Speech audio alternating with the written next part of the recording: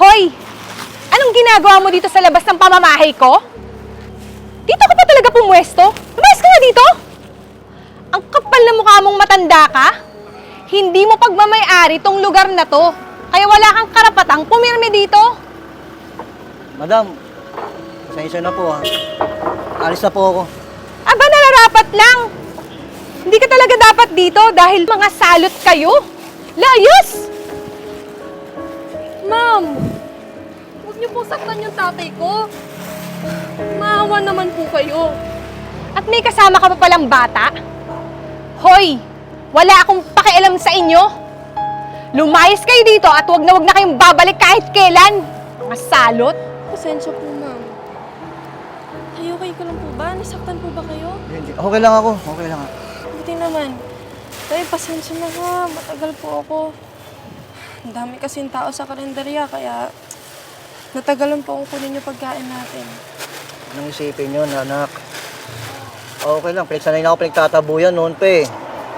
Di bali na lang ako ang saktan nila. Huwag lang ikaw. Pero tay, ayoko na inaapi ka. Ako naman ang mas nasasaktan pag ikaw ang nasasaktan. Hindi ko kayang tiisin na makita kang nahihirapan, tay. Hindi ko talaga kaya. Alam mo, anak, maiksi na lang ang buhay ko dito sa mundo. Kaya ikaw, huwag kang mga api ng tao.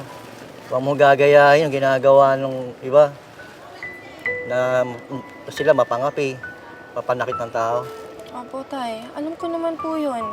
Hindi po kayo nagkulang sa pangaral sa akin. Kaya promise ko po sa inyo, hindi po ako mga api ng kahit sino man.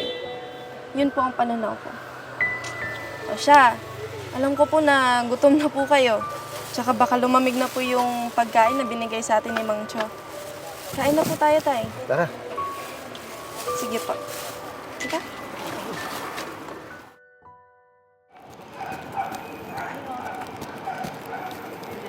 De puta! Andito ka pa rin?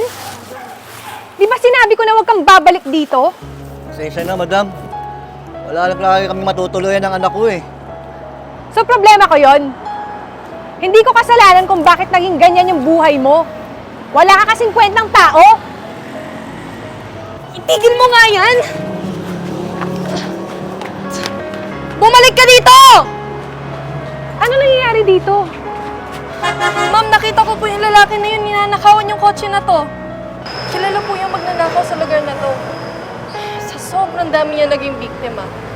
Buti nga po nahuli ko po kundi yung may-ari ng kotse na yun, nanakawan.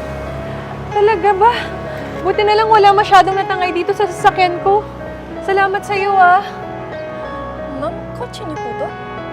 Oo, Iha. Kotse ko yan. Maraming salamat sa iyo ah. Buti nahuli mo siya. Wala po yun, ma'am. Maliit lang po yun na bagay. Pasensya na po, madam. Hindi na namin kayo gagambalain sa susunod. Maghanap na lang po kami ng ibang lugar. Naku, Tay. Pasensya na po. Ako po dapat yung humingi ng tawad sa inyo. Hindi ko po akalain na yung anak niyo pa po yung tutulong sa akin. Pasensya na po, Tay, ha. Kung kailangan niyo na matutuluyan, ako nang bahala. May bakanteng kwarto ako sa bahay. Pwedeng dun muna kayo tumuloy ng anak niyo. Narinig mo yun, anak? Narinig mo yun? Seryoso Talaga, po kayo, ma'am? Talaga, madam, narinig mo yun? Opo. Nakakapag-aral ka na ng maayos. Maraming salamat po, ma'am. Maraming salamat po. Ako yung dapat magpasalamat sa inyong dalawa. Na-realize ko na hindi pala lahat ng katulad nyo masasamang tao. Mabuting tao kayong dalawa. Kaya maraming salamat sa inyo. Ano, pasok na tayo? Para makapag-ayos kayo ng mga gamit nyo? Sige po. Tara, isasara ko lang to ah. Tara, Makakatira na tayo sa maayos na lugar. tara, pasok na kayo. Pasensya na kayo ah.